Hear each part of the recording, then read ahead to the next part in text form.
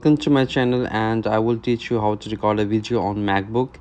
So here we go. There's a formula. You can see command plus shift plus 5, and then this bar will be appeared on your screen, and you can see capture enter screen or choose a full screen and selected window. If you want to do the selected window, you can choose it, and you can see this is selected window.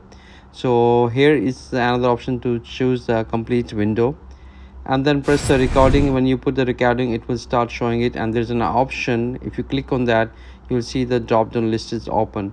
So first option is the save to. You can save to desktop, document, clipboard, mail, message, and preview on other location, or where do you like to save the file. And next is timer. None timer means there's no boundaries, no limitation, but there is a 5 second and 10 second. And later on, the last choice is show thumbnail, and remember the last selection, and these are the options you can utilize it.